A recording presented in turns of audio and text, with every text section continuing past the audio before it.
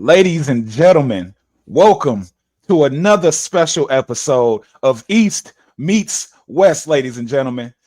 Your boy opinionator MJ Conrado, and we have our special guest, the GOAT himself, the play-by-play GOAT, ladies and gentlemen.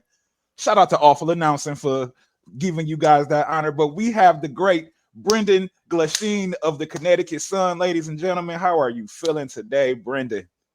I'm great. Thanks for having me on. We're in the home stretch, right, of this season. We are a week. I think it's a week from Thursday, last day of the regular season. So I'm good. Everything's great. I'm enjoying it, and team's playing better, which is good, and it's given us some juice here down the stretch, which is fun.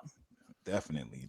Terrific. Well, speaking about giving juice, I feel like Brendan, you and your crew, you have just this amazing ability to seemingly make every game, every broadcast enjoyable. And I don't believe I'm exaggerating, as MJ just said, right? The fans voted the Connecticut Sun as having the best home broadcast crew. And I couldn't agree more, right? Like I have receipts. I was like, watching. I was watching, like a couple of weeks ago, like, MJ texted me, "Hey, Con, what are you doing?" I said, "Oh, I'm watching the Sun game," and I just started like tweeting certain things that stood out, And for example, Brendan, you gave a very lovely discussion about yo-yos. You gave a nice little discussion about what's more appropriate for a birthday, cookies or cupcakes. And then you somehow made that an analogy for defensive techniques or defensive schemes, And then you talked about Shark Week. This is all in the matter of one quarter. You know what I'm saying? So yeah, maybe got a little off the rails there, but we try to get it back on track. But yeah, I mean, keep going. I mean, unless you're done. I'm nervous. No. But no, I'm saying that is actually, again, like just I think why a lot of fans, it resonates so much, where again, like you guys are absolutely, yourself included, obviously, very informative, but just very fun, like just it's very enjoyable. And so I kind of wanted to ask you, just like, obviously, like, for example, MJ and I, we don't have like, journalism degrees, or broadcasting degrees. But for you, just like the way it seems like there is an authentic, a very genuine excitement between you and your co-hosts or, your partners. Like, do you actually like, I know it's your job, but for you, are you one of those lucky people where like, this is actually just fun? Like this is not a work. It's not a task. Because I think that's why a lot of fans really are captivated by your broadcast. 1,000%. But I think, and this doesn't get talked about enough, and it will before the end of the year, on Wednesday when we do our last home show, because we play Atlanta on September 10th. And I think that I've done this the last 4 years. I do it any sport I work in, especially when you work a team broadcast where you're the team, and it's a mixture of us throughout the year. We have a great production crew that keeps the train on the tracks from a standpoint of, we meet before every game. We carve out 15 to 20 minutes to go through our open, which is, again, only 2 minutes of a 2-hour, 15-minute product every night, right? But that 15 minutes is about, we're talking work, we're talking shop, no doubt, right? Okay, we're going to lead off how Connecticut's playing lately. So I'll give you Monday, for example. They've won 5 of 8 coming in. What challenges do they present to the Atlanta Dream, a team that's, playing for bigger things right now, right? But I bring it up because, like, we're hanging out, we're grabbing a bite to eat, we're catching up with each other. The feature at halftime that game was about hidden talents. So we start shooting the breeze about what Idona's hidden talent is, or what Tarika, so like Ashley, yeah, Ashley too. It's a 15 to 20 minutes though for us to just kind of like get on, like, how's everybody doing? Hey, do I need to bring a little more energy today because someone's maybe having a tough day? They sat in traffic and they're having car trouble, or like, something was going on at home and they just needed a lift. Like we do that every single game, and even when they're on the road, when we call the road games from the casino. We carve out that 15 to 20 minutes, and it's like you don't think about it in the moment, but when you take a step back, especially when the season's over, we go, you know what? Like, we come ready to go every game, and we're like, how are we going to make, especially this season? No doubt about it. I had a conversation before the year for like a half hour with Ryan Rucco, who does the ESPN national games. And I asked Ryan, I said, hey, Ryan, you've done the Nets for a number of years. Ian Eagle's someone I look up to too. Like, you guys have done the Nets, and the Nets haven't been very good. Let's keep it real. The Nets have not been good, right? Post Durant, post Kyrie, even like I'm a Celtics guy. So when they got Garnett, Pierce, and they're on the front of the magazine, they got Joe Johnson, Darren Williams, like there's hope, right? They're piecing it together. They haven't been a good team, but they've got young, up and coming guys. They're excited about where they're going forward. How do you keep this thing entertaining every night? And it's like, you guys got to be yourselves, and you've got to really dive into the personalities and the storylines and the players. Not to say we didn't do that before, but a lot easier. And I think I've told you this before, MJ. Like, when the Sun are winning 70% of their games every year, we're just along for the ride. Document an AT triple-double. Who they added they add Marina at the trade deadline. The last couple of years they added, like, Courtney Williams came back. They got Tiffany Hayes one year. So they're making tweaks. How do we maximize the window to win a championship? And they came up short. We don't do the playoff games, but to keep it simple for you, man, it's just we just try to go out there and have a good time every night, and we genuinely like going to work with each other. I've known Tarika now for 5 years. Idona came into the mix the year before that, and I've known Ashley. Ashley and I work together in the winter with the Celtics because she's the assistant GM of the Maine Celtics, and I see her all the time in Maine. Oh, nice. So that's been going on now for I think 3 years. So we see each other in the off season, like all the time. Yeah, that's cool. So we got a really fun group. And as a play-by-play announcer, if you don't lean into what the strengths are of your people are, then you're kind of doing a disservice to the show. And we want to have fun every night. So, and I swear I mean this, like, it's organic, man. I'm not listing out 5 things. I got to bring this up today. Like, there might be something from halftime that we've got that's already pre-produced that we might react to.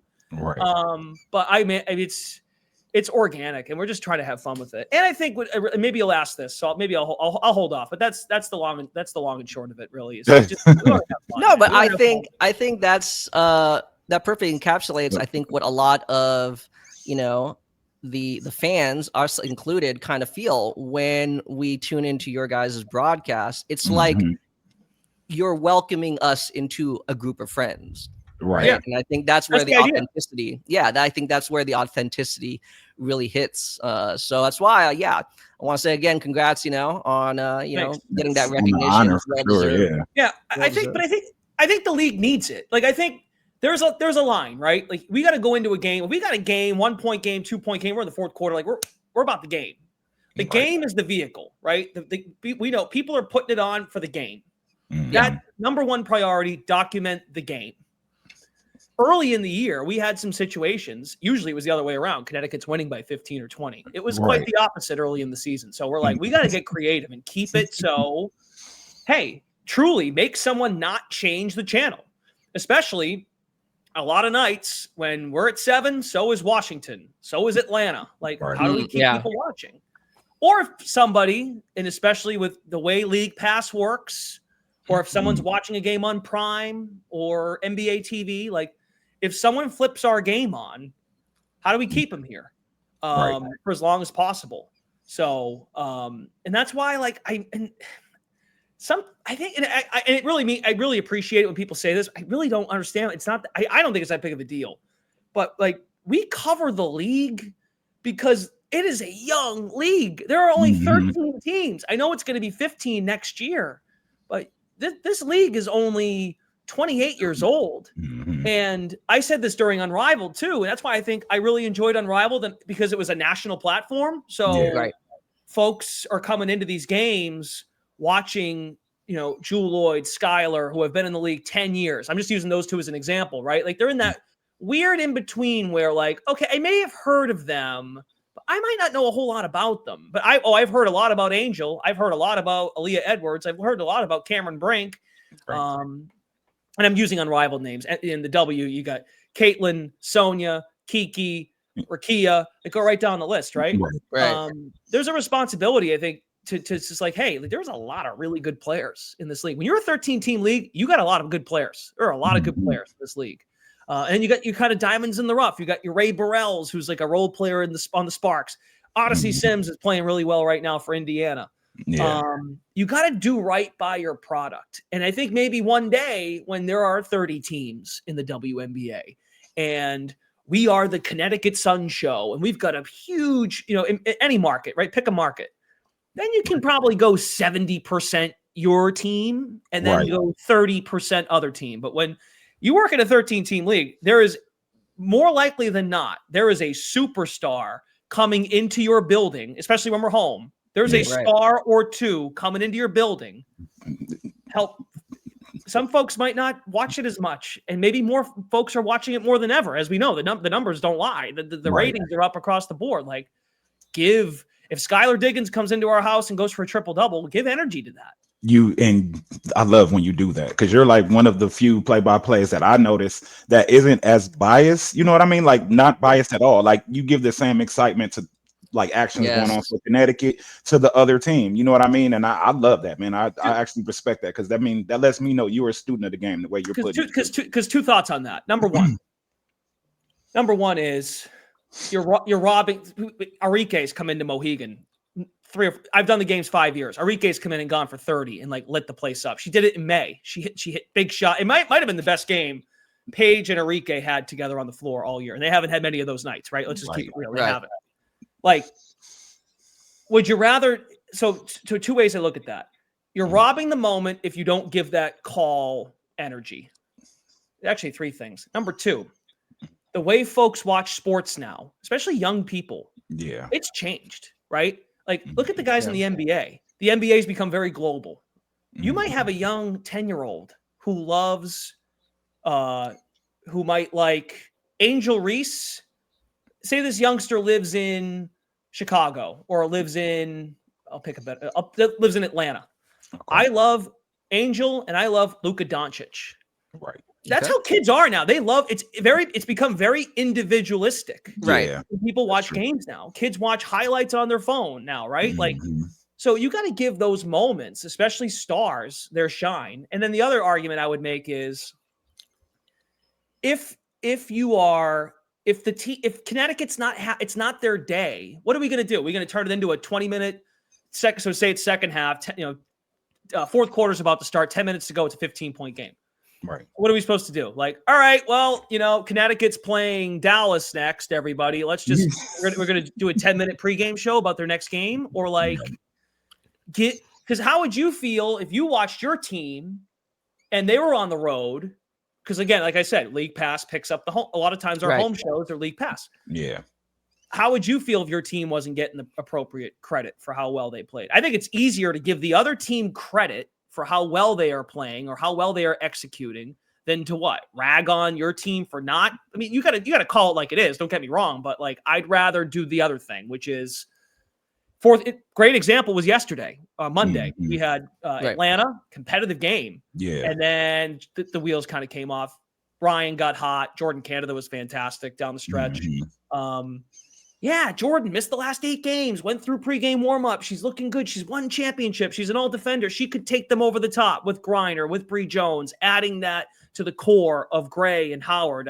Those two remind me a lot of like Tatum and Brown when they were young in Boston. Yeah. I realized. I know Gray's a little older, which I think people forget. Alicia Gray is like 30 years old. She's been in the league 8 years. It's kind of her time, right? She's having a great year. I say all that, like, just try to be cognizant of the bigger picture for the league and the growth of the league here. And like, don't get me wrong. There are nights where when they played Indiana and they blew a 21-point lead. I was like, damn, right? There are nights where or there was a game, we were the road show and they lost by 50 to New York. I'm like, ooh, yeah, I remember that game. Like, I feel for them. Like, so it's not I know the word bias gets thrown. It's just like, hey, we got to grow this league, man. And like, we are the mouthpieces for that. And maybe, like I said, one day, if there's 2 feeds on League Pass, you can pick your feed. I think maybe the approach changes a little bit. I mean that. But I think as long as it's a situation where if we're on NBA TV or if Prime picks us up, As long as we're on league pass, like you got to keep the growth of the league in mind, no matter who comes into the building. Wow. Yeah. I like that. I wanted to transition. I really think that's really important. And broadcasters have to. We've in this. By the way, I'll say this too. The Sun allow us to do that because they've been on both sides of it, right? I mean, we've had like I just said, they've won 75% of their home games in the last prior to this year, the last 7 seasons. Right. So winning is the best deodorant, right? If you're 20 at minimum in a 40 game season, this year it's 44. If you win 25 to 30 games in that range, you know what your goals are. You're trying to win a chip. You're trying to win a championship. Right. If you get beat 12 times, 13 times, and Enrique goes for 30, like they'll be okay. Everyone will be okay. So that's just how we look at it. And I think we're all on the same page when it comes to that. And like Megan McEwen does the Ion game. So she really knows the league really well. Ashley played in the league. She has relationships with folks in New York and in Vegas because she played for the Stars. She played for the Liberty. Tarika does national coverage, whether it's with CBS. She does hit like we're all just really educated on the league and we see the bigger picture. And that really helps. That really helps. That's what makes y'all team beautiful to me because it's like a bunch of basketball minds coming together. You know what I mean? Yeah. Everybody on one accord. So I love that. And especially in this age, right? As not just the league is growing, but the interest in the league, the fan bases.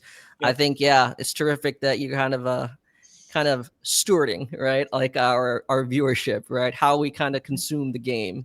So I think that was a good way to transition into something that we did want to ask you, and it's just like what were after all of the smoke cleared with the roster going into this season, losing everybody, leaving AT leaving, everybody taking off.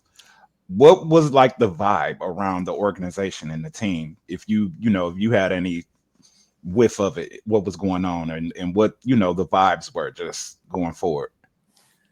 Yeah, I think the last couple of seasons prior to this year beginning, I think there was a sense like, hey, this could be really it was 2023. Yeah. Where I think at that point, once JJ went to New York, there was like, hey, like the window's closing here. In terms of like, if we want to capitalize on the AT, Bree Jones, DeWanna Bonner window, it's going to have to happen really soon. And that played out, and they had 2 years. So they brought Hayes in 23. And then last year they went a little younger because they had Carrington and Ty Harris in their backcourt starting. They go out, and that's why they pushed their chips in to go get Marina to try and take them over the top. They needed shooting badly. Right. Yeah. And we're seeing right now in Phoenix why AT is loving it, right? Because like they delivered on that promise. AT's brought this up countless times about surround me with shooters. And they've got, I mean, I know Sammy Wickham, no surprise. I think Sammy Wickham's a heck of a player, and she's still playing at a high level despite her age and how long she's been in the league. But like they Akola Makani, Westfeld, so nice. Laksa early in the year. They bring DB in, so like, and you got Ka and Satu, like they're going for it. And AT gave 11 great years to the Connecticut Sun. Yeah. She left it all out there. Really, the last 2. Rightfully so. She started seeing like, I'm that good. Like I mean business every night. And she said it, I think in 23, the year she didn't get MVP. She should have gotten MVP, but she didn't. Yeah. And I hope she's in the hunt she's definitely in the hunt this year. I don't know if it's going to happen because of how good Fee and Asia have been. Yeah, they've been crazy. So like you got to almost have a perfect year. And I can't help but remind folks, like, again, 13-team league. There's a lot of good players. It's really hard to be at the top of this league every year. It is. That's credit to like Asia for just being up there again. It's not quite the same to me as like an NBA where you have double the amount of teams. Right. So what I can share is I think it didn't go perfectly to plan for Connecticut in the offseason. I think they had a couple of things they thought would go their way, but didn't. And once a few of those cards didn't go how they thought, they said, okay, let's kind of rip the Band-Aid off. We're going to go young.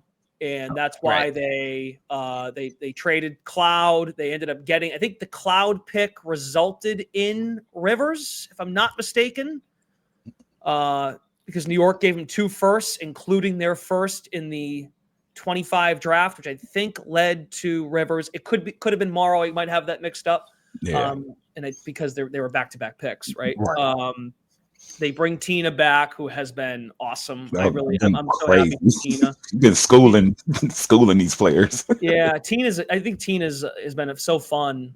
We actually brought that up on the air Monday, just like, and in little subtle reminders that we have notes from training camp that we try to recycle throughout a long season, just to remind people like, hey, Tina was not coming back to Connecticut just to or I shouldn't even just say come back to Connecticut, but she didn't want to just keep playing just to keep padding her numbers and move up the ranks. And she's 2 field goals away from being number 1 or tie number 1 all time with Diana, which is pretty incredible. And Tina's the best part about Tina, and we bring this up often, is like Tina's 10th in WNBA history in games played. Right. So she's doing all this in like way less games than Diana, than Bird. If you go up towards the top of the players that are in the rankings for points, rebounds, field goals, assists.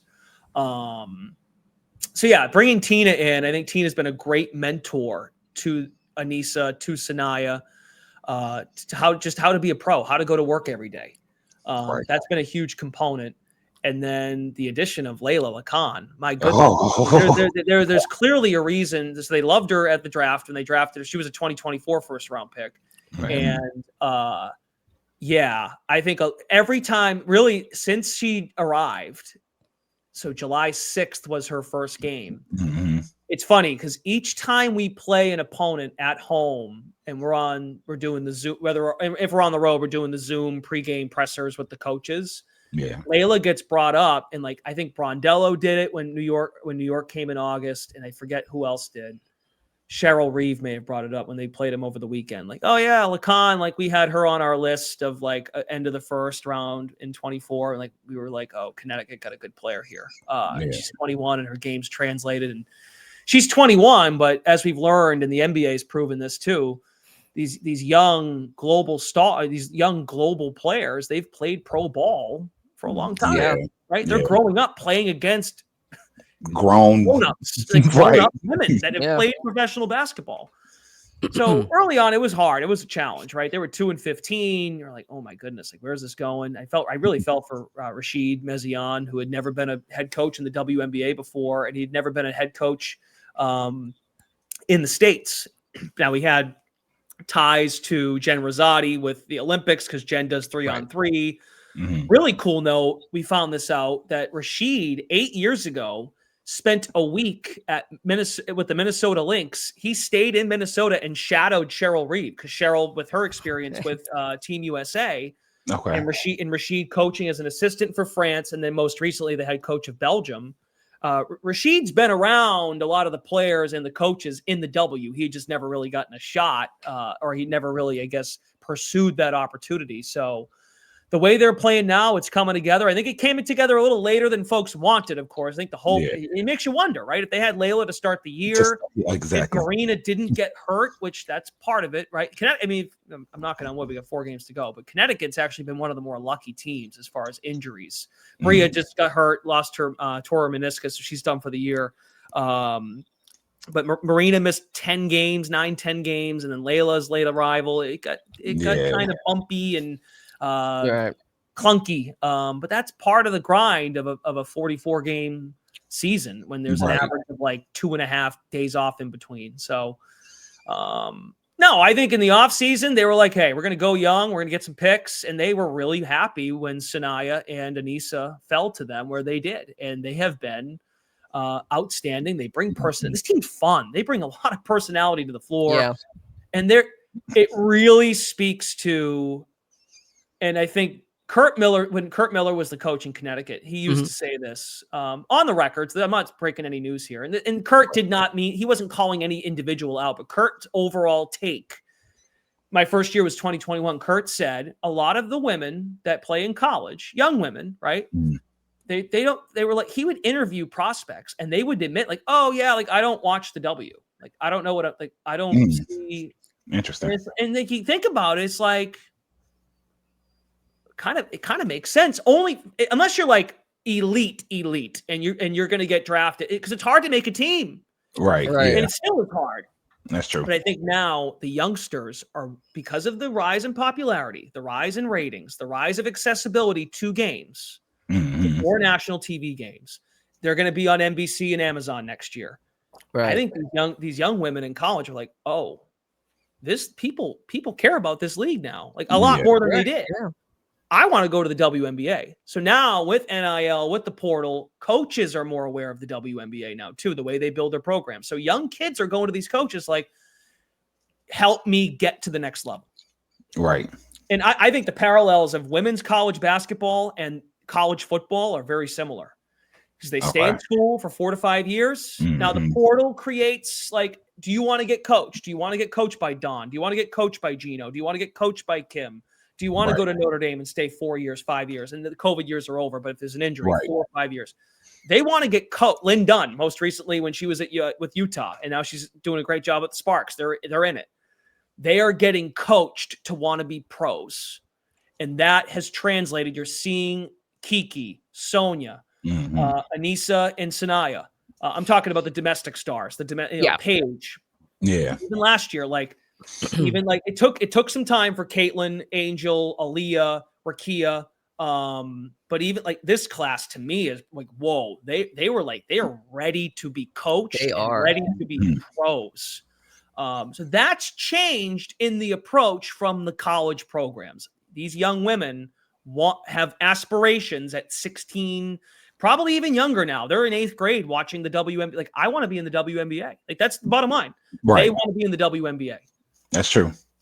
I could say that is very true, because I've seen so many little girls over the last 2 years, for real, like dribbling basketballs out here, shooting and playing against the boys and whatnot. Like, I have some receipts of some boys getting cooked by this one girl. But yeah, like it's definitely doing something. You know what I mean? Like, I come across some of the kids even recently, like last week, and I'm like, Aja or Angel.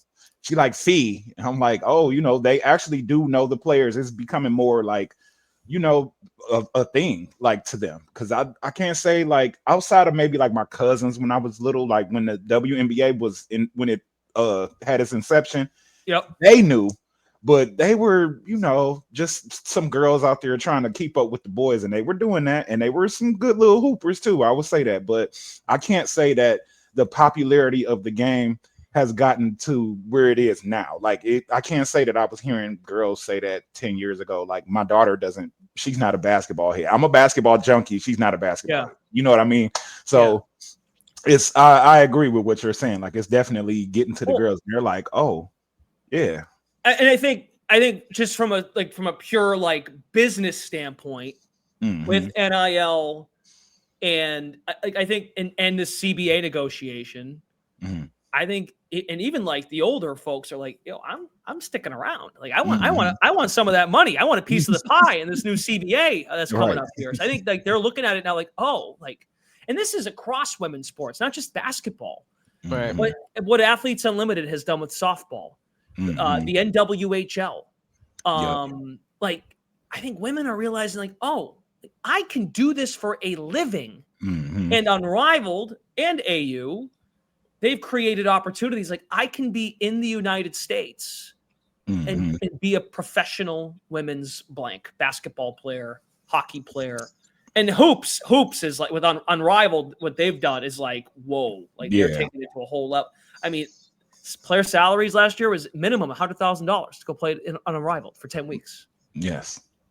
Gotta love it. So, I think that's a huge. I think women are young, really, young women in that 17 to 22-year-old age are like, oh, I can. This is I can do this for a living, legitimately. And I'm not sure if you guys watched it yet. The Diana doc on Amazon.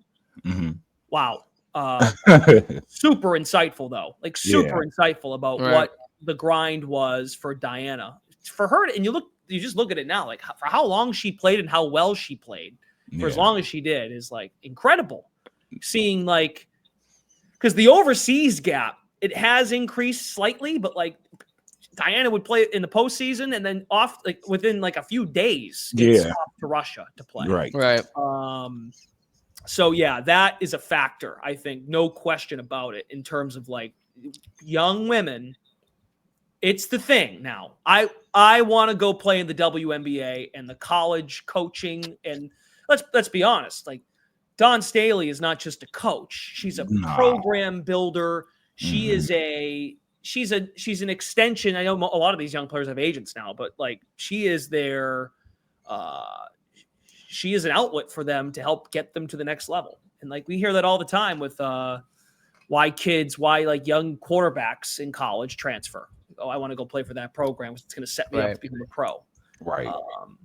So yeah, I think it's good eating. And that's by the way, that's no knock at like women before that wanted to go pro. Right. I just think it's just expanded. It's more good players want to keep playing basketball beyond college. And there's a legitimate path for, it's not just a thing now for like the best 5 in college. Like, no, if you are, and every year there's a story in the league where a second rounder or even an undrafted free agent is making noise in the league. Dejanay was a second rounder here in Connecticut. Heideman's story is fantastic. She was, she was drafted in the second round, got waived, then got picked up. And like, you're reminded, like, it takes some time to get assimilated to the pro game. Right. And it's hard to make a team. That's why the argument has been for years now. We're going on the last couple of years, like expansion is great, more markets, but expand those rosters. Expand the rosters. Yep.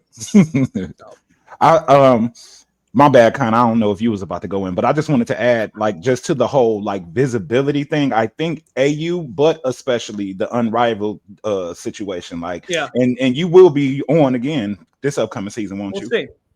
Okay, but I think Unrivaled, especially with what they're doing now, like they're bringing in some of the college players now to play. You know what I mean? And that's doing nothing NIL deal. Exactly. And they're increasing the visibility even more, because now we're going to see collegiate players actually go against WNBA players. So I just think that they're doing a good job with that. You know what I mean? I love it. Yeah, I think so too. I think it's getting fans excited about what's to come. Like seeing Hidalgo and Flage and even Juju, who had a catastrophic injury.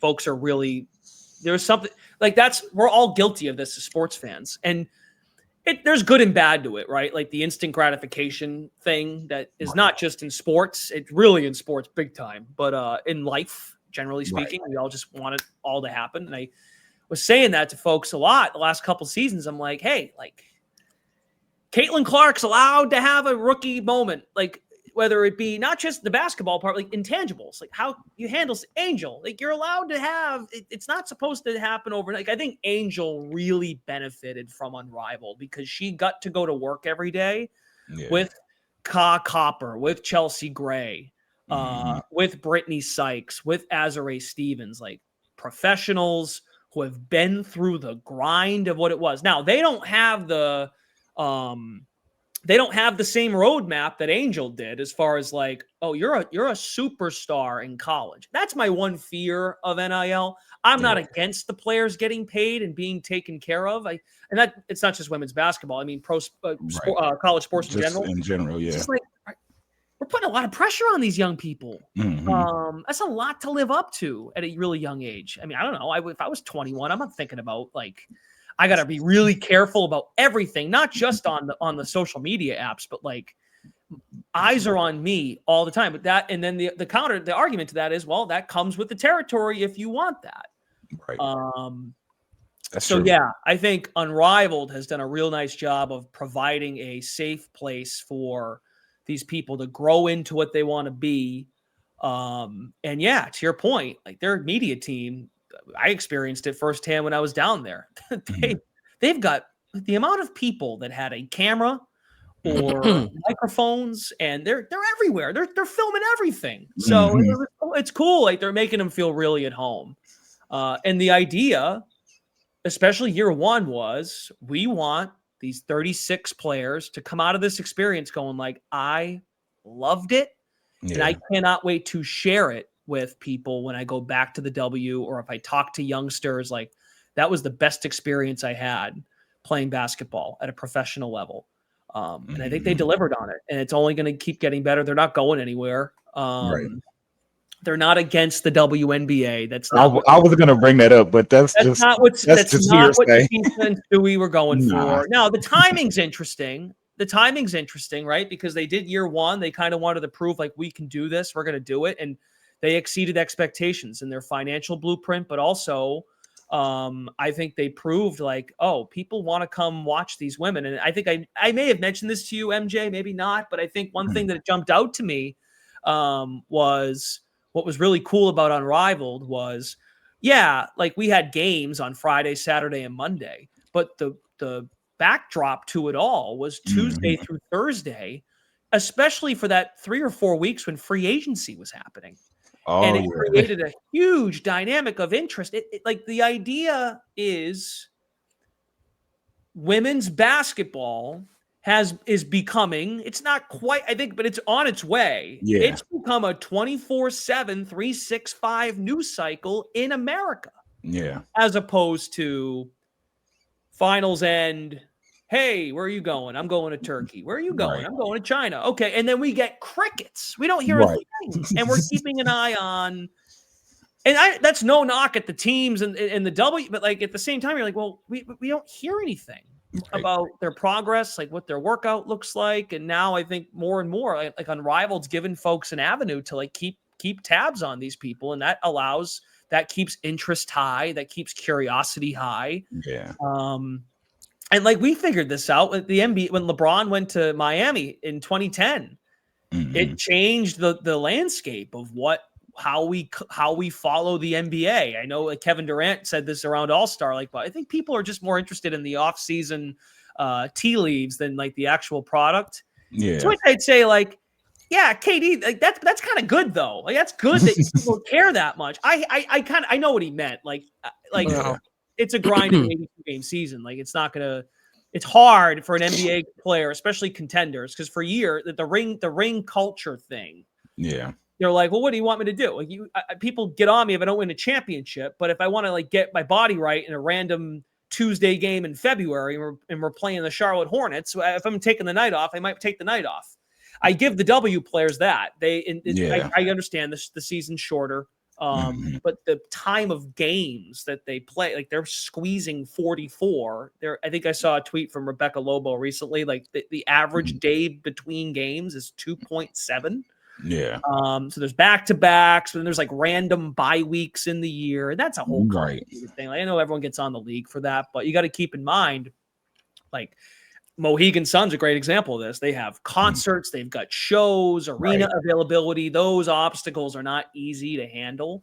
But I'll say this, like, the urgency in the WNBA, and we're finding it out, right? This current season, fantastic theater down the stretch about those playoff teams. Washington for a while was really in the hunt. Golden State has not dropped off despite losing Kayla Thornton. Like, every night, there are implications. Right. And that's the idea. And they play. These women do not. You can't give up regular season games. Like, there's urgency every night. So when Stewie was out, Fee was out. I know Caitlin's still out. Angel missed some time. So, Chicago's out of it now. But, like, if they're not going, they really can't go. I think so. Right.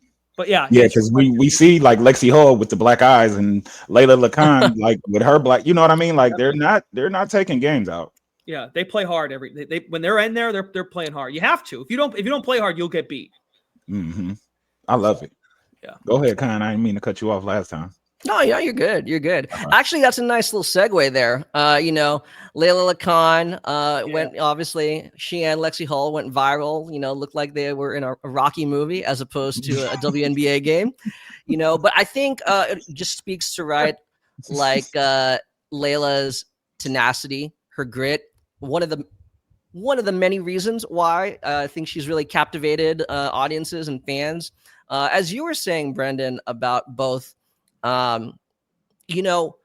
appreciating the acclimation to the program, and then eventually, like, the reward is the excitement for when they acclimate. But in this case, it's one of those rare moments where the acclimation is like equally exciting in the sense that mainly the three rookies for Connecticut, Layla Lacan, Sanaya Rivers, Anissa Morrow, all came in with question marks, some of which you mentioned. Layla Lacan, like, could it translate? Sanaya Rivers, like the holes in your game, or will they be exposed? Anissa, like, again, undersized 4, will that translate? And seemingly, Layla has become one of the most exciting two-way point guards in the league. Yes. Sanaya is like on the trajectory to be one of, I don't want to just, use the word elite and put expectations, but she is trending in that direction of being that caliber of a perimeter defender. Anissa Morrow, just a double machine. Yeah. All of that is to say, like, in your opinion, just kind of watching them and maybe like perhaps observing the way the coaching staff, the front office kind of, talk about the team. Is there a franchise player already on this roster? And if so, who would you say it is? If you had to pick one, if there is one. Uh-oh. Hey, pick one. I don't pick the other two. It's like, right. He said this about us. Okay, to be fair, the reason why I asked this is from more of like a team building aspect, right? Whereas, the front office could go into this next offseason saying, great, we have these talented rookies who are going to be part of the system, as opposed to, no, the system revolves around maybe this one player or maybe these one or two players, Yeah. So I think when they built the team for 2025, the idea was, okay, hey, we've got Tina, we've got Marina back. Marina was asked to be put into a leadership. Say it again. Wasn't she initially requested a trade prior to the season? Yes. Yep. Okay. Yep. And I think Marina, the team invested a lot in her, right? At the deadline. When they gave up those picks, they gave up that Chicago pick swap. And I think there's another swap in there. They had a great conversation with Marina in the preseason training camp, April. We want to keep you. We want you to try, like, the next step in your career is to evolve into a leader on the floor and off the floor. I think it really underplayed, and like, it's not really for us, I think, because we're like I've told you guys, when we call the game, like, we're in game mode, like, we're documenting the game, and there are moments to bring up certain things. But I think one of the more undertold angles about Marina Mabrey is the moment Sanaya and Anissa were drafted, Marina was at Mohegan the next day at their opening day press conference, and Sanaya lost her mother, and Marina and Sanaya have become very close, and that's pretty well documented online and whatnot. But in all seriousness, like, Marina has been there for her every step of the way. And I think that's really helped Sanaya, who's a strong woman, no doubt about it, coming to find out, like, mature beyond her years. Same with Anissa. Anissa's got some edge to her too. Like, she had she's like, it's really and that goes back to my whole spiel about just like being ready to be pros. Like, they want to be in the WNBA and be stars. They want to be. They're about that smoke. Right. Seriously, so they got. I think Connecticut identified some character players in this year's draft with Sanaya and Anissa, and like I said, credit to Marina for really being along for the ride with them. To show them the ropes. And Tina's done it a lot longer. Tina's seen a lot. And I think it's actually allowed Tina to become like more with the current times, like with the young players, like what's in, what's out. She's making TikToks with them and whatnot. So Tina's having fun. But I'm not breaking any news here. Tina's doesn't have a whole lot of time left. I think Tina's really Tina's goal, as I said, I hinted at earlier, was she wanted to join this team, kind of a sunset story. I started my career here, but one of her goals was, I want to give back to this next wave of young players. Right. And she is doing that as we speak. There are moments throughout this current season where I feel like things could have gotten really heated. And I'm not in the locker room. I don't see the day-to-day. I'm sure there was those tough losses in June, like when you're losing by 40 or 50. I'm sure there were moments, but it stayed there. We haven't really had any off the court nonsense with this team in terms of like tension and heads rolling and whatever. Right. But since Layla's arrival, her ability to defend on the perimeter. Like Mhm. Sanaya was really good too. Sanaya had really just come into her own right before Layla's arrival. Now they're a tandem. Mhm. And Yeah. they don't allow, they make the, like, even if Ryan Howard or Alicia Gray goes for 20, you damn well know they're working every ounce Extra of their hard. soul to get to 20. And Mhm. it wasn't until late in that fourth quarter on Monday that Ryan started to get hot, and it was really to get to the rim. I mean, Alicia, she had 19, maybe got to 20, but 11 of her points were at the free throw line. She had to earn a lot of those Right. points early. Mhm. So I say all that to say this. Sanaya, to me, is going to develop into a really good offensive player. It's going to take a little time because the shot looks good. That mid-range Yes. pull-up jumper, the athleticism is off the charts. Anissa digs in on the glass and is a factor on the offensive end as far as an offensive rebounder, and she doesn't care. I love how she embraces, like, I don't care if people. I'm 6'1". I will play above the rim, and she did that at LSU, and it worked. I mean, they're still contending every year. Right. Layla is special. Yes. I don't think it's far fetched to think she could be an all-star in this league by next year. I believe that. Nice. Because she's a better shooter than what her numbers Yes. indicate, but as a floor general, Yeah. wow. There was a game we had against Indy, and the funny thing is, I think 2 days later, Veronica Burton did the same thing. 14 assists, 0 turnovers. Yeah. Mhm. That's Yeah, hard I've to seen do. that. Because like when you play a fast-paced game, turnovers come with the territory. Like coaches know that. If you want to play fast, you're gonna have turnovers. So that's part of the deal. But with fast pace means more possessions. So Right. as long as the ratio is you Yeah. can live with the ratio, then you're okay with it.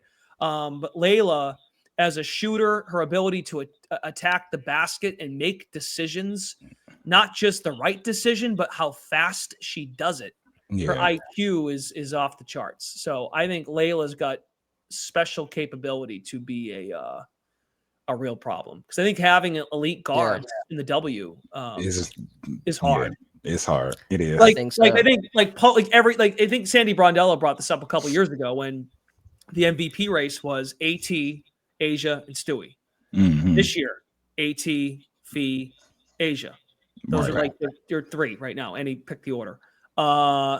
Even last year, who won it last year? Asia won it last year, right? Asia. So Asia, Fee, Fee finished second. I forget who finished third. But normally, I'm gonna say AT.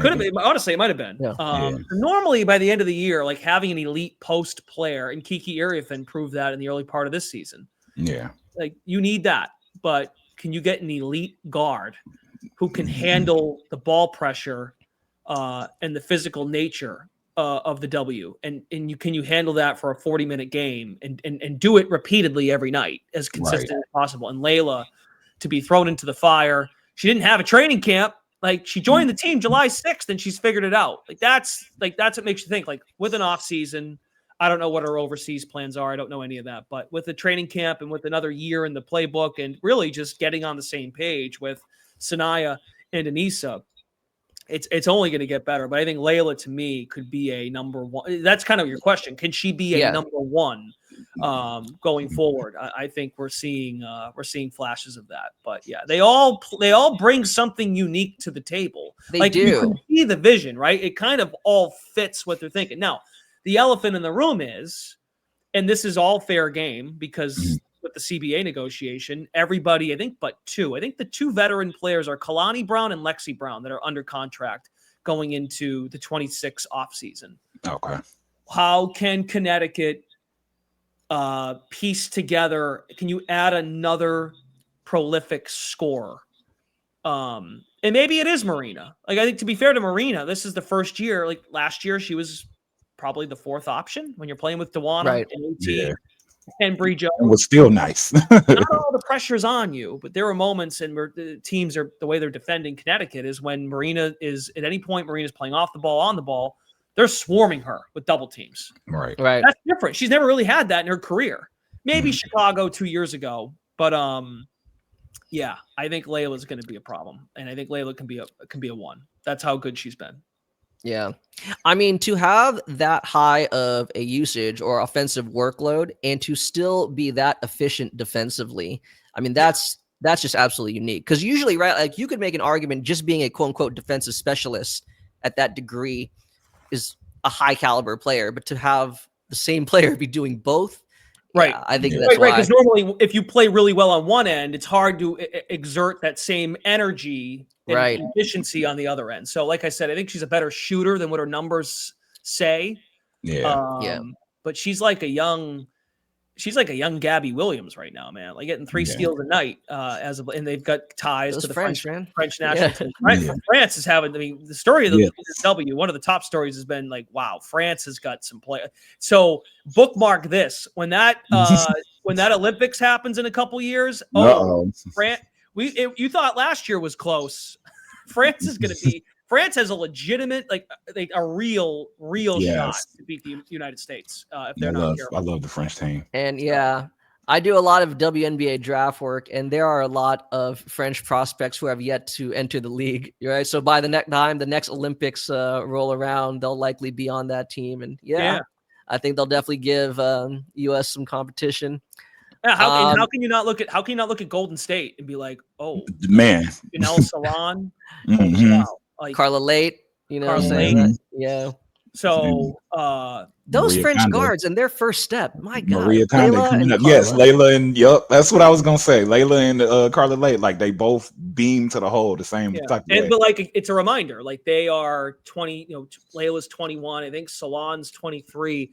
Yeah, they've played against grown women for 5 or 6 years. Like Rachid Meziane, the Connecticut coach, he's watched Layla play since she was 10. Oh wow! Yeah, that's true. They kind of see the upward trajectory of where they might be in a few years. So they're always looking ahead to what their national team might look like, and getting exposure to that kind of physicality, even overseas, has prepped them for this. And I think, like I said, the W's got it going on from an international standpoint, and the domestic stars are being more pro ready. So, and that's all kind of playing out with the Sun in particular. Nice. I think before we let you go, I just kind of had one more question. You brought up Rachid Meziane a few times. Actually brought up like some great facts that I don't think a lot of us knew about, like how he kind of shadowed. I believe you said Cheryl Reeve. But I think during the offseason, like when it was announced that he was going to be hired to be the next head coach of the Connecticut Sun, there was, I would say, like some skepticism among fans, mostly just because not pessimism, skepticism, because he was like the quintessential international man of mystery. There was very little people knew about him, and you could like Google, and like there was still very little information. I mean, Michael asked me only because I had seen him, coach overseas a few times when I was like, scouting. But now that you've seen him coach this entirety of the season, how would you kind of assess Coach Meziane, like as a coach, as, especially as his ability to kind of communicate his thoughts with his players? Yeah, he's funny because he's so he's a really great guy, and he's very honest. Like he wants to do great. He wants to do well. He told us early in the year that he is actually taking English classes like in between throughout the season, like since he's arrived, which I don't know exactly when he arrived, but he's self-aware in that regard. I think his system, it's more of a read and react system since they've played better since the installation of Layla, and having experience being around Layla. I don't think he ever technically coached her, which is kind of nuts considering how long she's played in the French national circuit in the overseas game. But with Rachid, I think he's got a really good feel for what works offensively, and the defensive intensity that they've brought to the table. He knew like, hey, we can be a really good team defensively if we pressure the ball. So they've turned a corner there. And like I said, like any first year coach, Tyler Marsh has gone through some of this too. Like, and so has Chris Koklanis in Dallas. All right. Like, what Rachid has found out, why he's unique, and this, you kind of hinted at this, like he's never coached in the W. So the schedule's a lot different. You have more time internationally to watch more film and have legitimate practice time. Right. That you can know, someone can tell you that, but then once you live it, and when you're like, oh, we play Friday, then we play Sunday, then we play Tuesday, then we play Wednesday, then we play Friday again. Like, there's only one way to really learn that, and that is to get thrown in the fire and do it.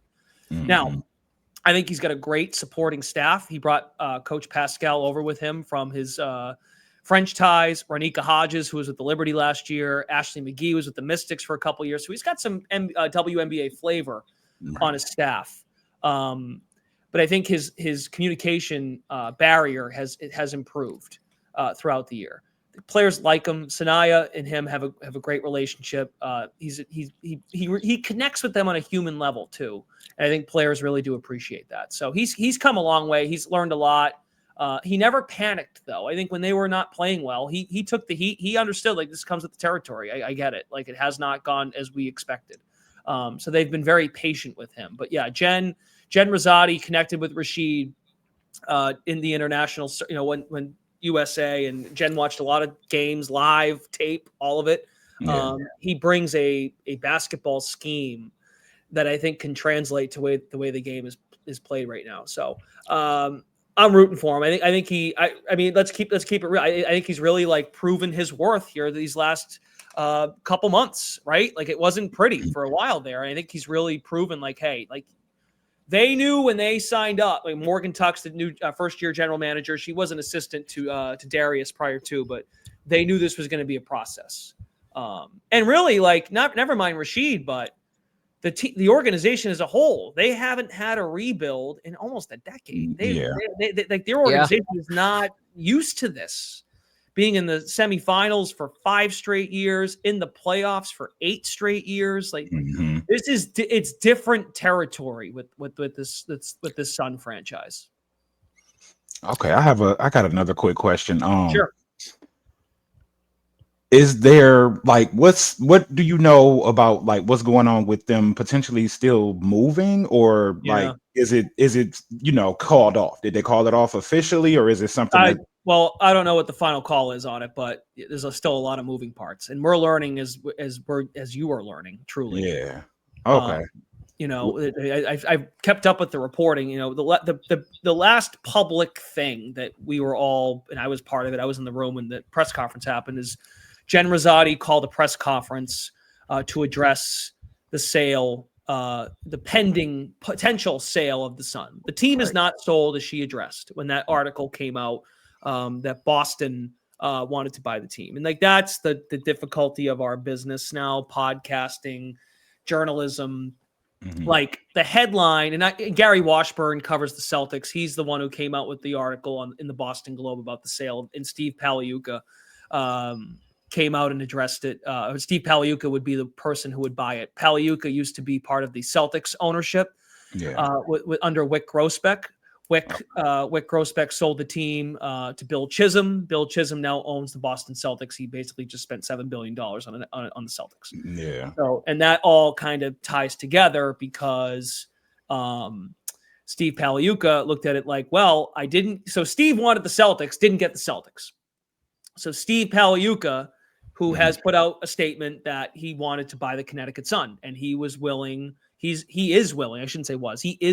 to commit whatever. I think the reported number was $325 million plus another $100 million for a practice facility. So it's almost half $500 million to invest in a franchise. And then the Hartford kind of came in, and then the league governing board responded. Like, Houston is somehow in the mix because Houston, I guess, is next in line amongst the expansion group because there are about 8 markets that did not get in on when it got announced that it was Detroit, Cleveland, and Philly. Yeah. There's like another 8 teams in the on deck circle that are trying to get a kick at the can to buy a team, which is all good news for the W, that there's interest and people are willing to open the wallet and pay. Right.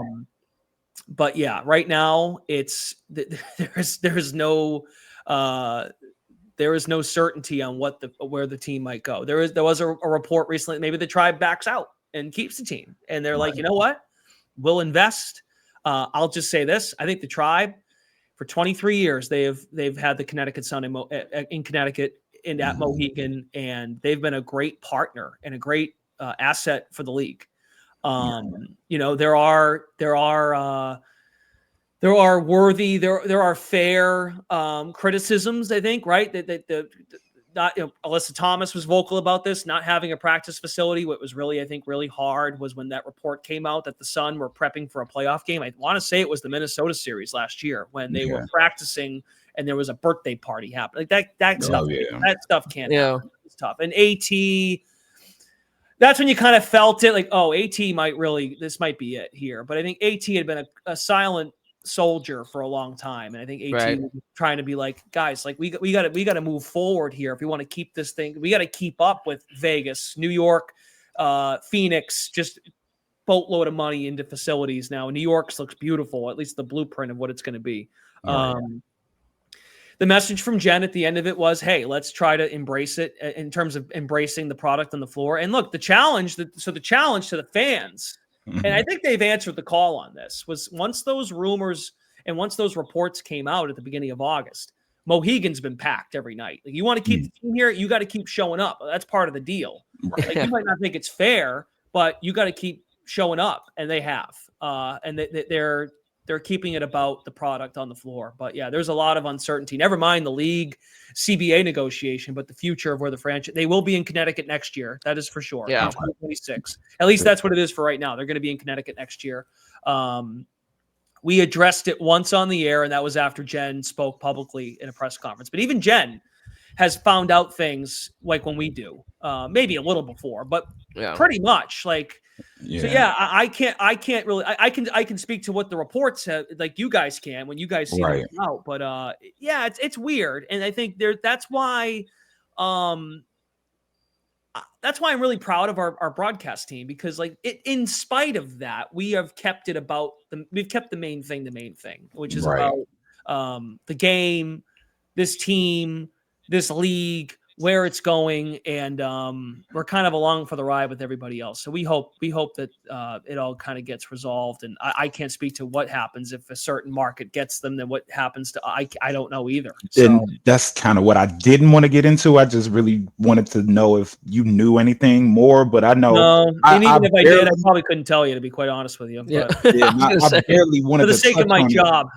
Because I barely wanted to touch on it too, because I seen like how Tarika had reacted to it, you know what I mean, and I felt bad ever since then, and I just personally, I hope the team stays there, and you guys, of course, because you're the best broadcast team in sports to me. So thanks, man. I want you guys to stay intact. I think Tarika was also, we were both there. I think Megan McEwen was on the broadcast, and I think Ashley did the game before. It was the New York weekend. The Sun played New York August 1st and August 3rd. The August 3rd game was a 1:00 game, and that's when Jen spoke, because the article came out in the Boston Globe on that Saturday, August 2nd. And like I said, that's what I was going to say. So like the headline reads like team is sold going to Boston. Then you read the article, which again, I mean, I think we've all gotten in trouble for this at some point along the line. Like, you read the headline, everyone loses their minds. And you read the article, and like 6 paragraphs in, the league governing board has to approve any sale. And remember, this is a sale.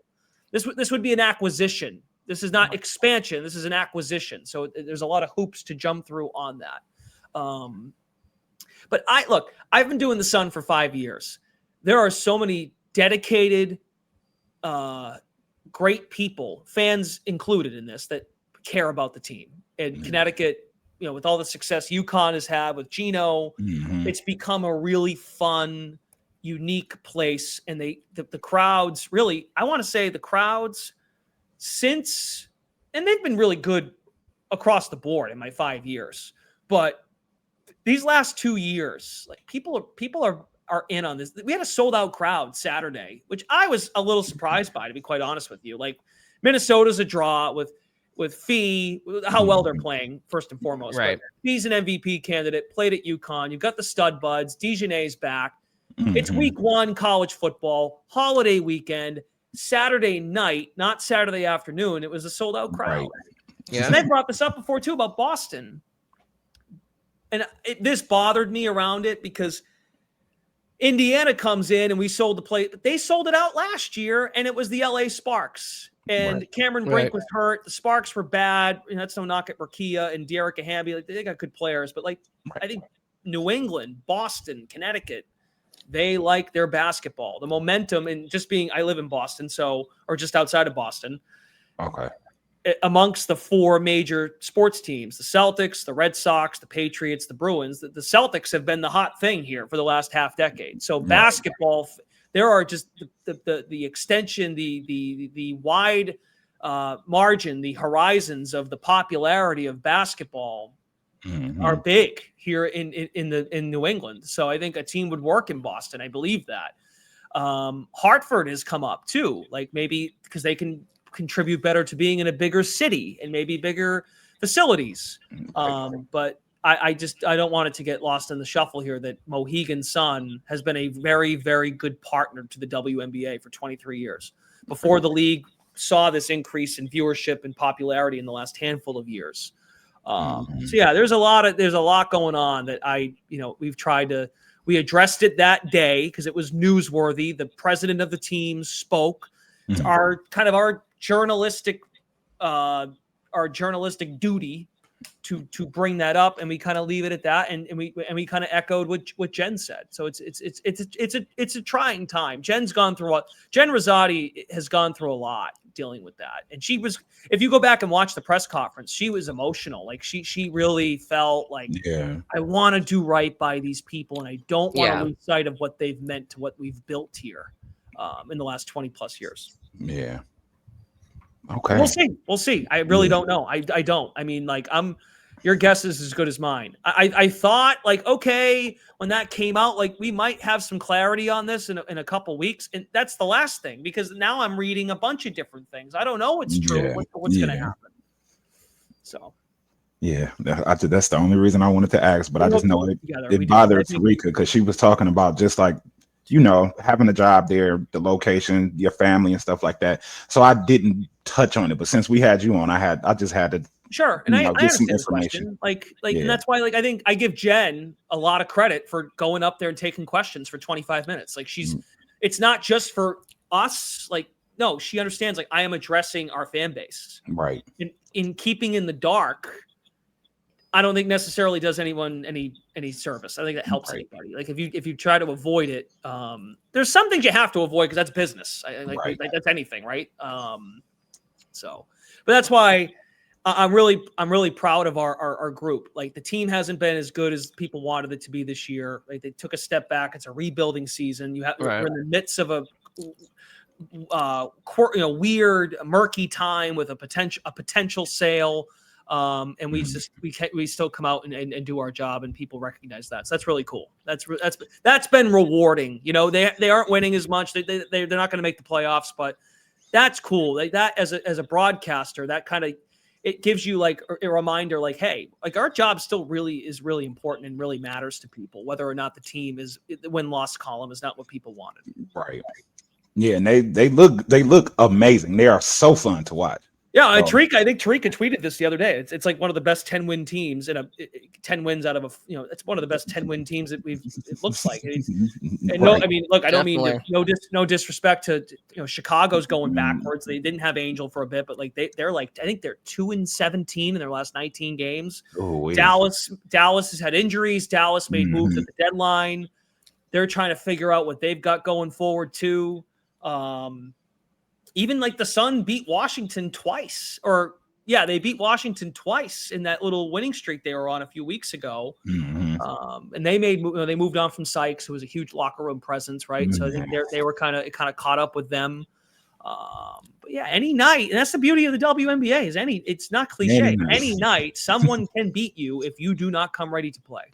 That is very true. Especially we've seen it just this season alone with this rookie class that came in, like you said, they were ready. You know what I mean? And they're all just showing up, surprising us. The Sonya Citrons, all of them. It's it's just top to bottom. I think this was a really good draft class. Yeah, even who was really good the other night, and she's been good all year, is Pow Pow for Atlanta. Filling in when Canada's had some lower body issues. I think it was a knee and the hamstring. Pow-Pow's come in and you wouldn't think otherwise. Like they've kept the train on the tracks. We've talked about Golden State. I'll be honest, when Thornton went out, I'm like, oh no, like that's their heartbeat. That's their heartbeat of what they've been creating and the culture they've created there this year. Nope, like Natalie's great. Like, by the way, Nakase, like, oh my goodness. Like, you think now Becky had a heck of a staff with Natalie, with Tyler. A lot of sharp people. And it's proof, like with 7 new head coaches.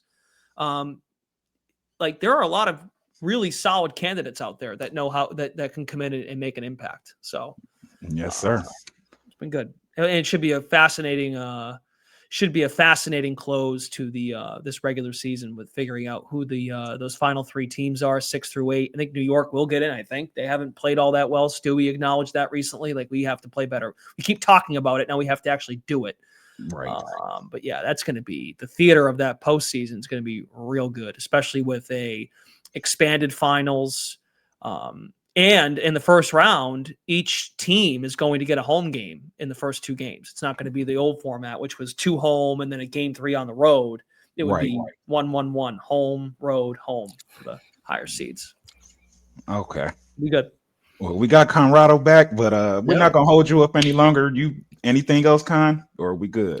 No, I think that's actually really informative. And I know I missed a couple seconds there, but no, okay. I mean, I think, as you were saying, Brendan, and as echoing Tarika's sentiment, I think all fans, this really has been. You wouldn't think this is a 10-win team, given the amount of excitement that fans, not just Connecticut fans, but fans across the league have. It really does seem like the future is not only bright but really exciting for this team. Yeah. And I mean, for what it's worth, I mean, I don't have any ties to Connecticut, but I would love to see the team that they're building there remain, and to be able to grow with that fan base. Yeah. I mean, they look like outside of this season, they know. And Morgan Tuck played for the team. She played I think she played for Kurt, if I have that right. And then Morgan's been part of the organization as a player, and then transitioned in a front office role in a variety of roles, community relations. And she worked under Darius for a handful of years when we had Stephanie White as the head coach. Mm-hmm. So Morgan understands like what Connecticut has kind of the pillars of what they've done. And right. What I've noticed is like this team, their success with the veteran players they had, prior to this year was like, we have to hold our ground and guard our yard on the defensive end of the floor. Because what is true is about Mohegan Sun is it's a hard place to play because it ain't an easy place to get to. Now, the chartered flights help, but like that's the idea. Like we want to make sure our home court, when people come play here, it's going to be living hell as an opponent. And even though they've dropped these last 2 games, like even the Minnesota game, like they lost by it kind of came apart there at the end, but that was a 10-12 point game for a while. They never felt quite out of it. So they feel more connected right now. And when you factor in Layla, Sanaya, Anissa, even like Aaliyah Edwards was a midseason pickup. I think Aaliyah just needs an off season just to get to just camaraderie, figuring out the pieces around her. Nelson Adota's had moments throughout this current season. Yeah. You can see some good games too. Yeah, more Connecticut, right? Yeah, you can exactly right. We have 4 UConn players on the team now. Yeah. You can see it. You can see what they're putting together here. So it's been fun. It's been good. Okay, well, thank you, Brendan. We appreciate you so much for coming on. Let everybody know where they can find you and where they can see your work. Yeah, I'm on X, Twitter at Brendan Glasheen, on Instagram, Brendan_Glasheen. We've got, what do we have, 4 games to go in the Sun season. Mm-hmm. We're on NBC Sports Boston tomorrow night for Sun Sky, and then we've got we got 1 with Phoenix and then 2 with Atlanta. So coming down the home stretch here. And it'll be weird. We will not have playoff basketball in Connecticut. Yeah, which is very weird. I'll be watching the entire, from a 10,000-foot view, watching the league postseason from afar, like the rest of you. It's gonna be fun. It'll be good. Well, we'll look forward to your next broadcast. Oh yeah! Thank you guys for having me. I really appreciate it. It's a lot of fun talking shop about the league. It's a good time to be in it. That's for sure. It's been good. Yes. All right. Well, thank you everybody for listening. And make sure you guys catch up with Brendan. Again, he covers the Connecticut Sun, play-by-play, greatest in the world, getting accolades and just loaded with information, ladies and gentlemen. Student of the game. Thanks again, Brendan. No problem. Have a good night. Take care.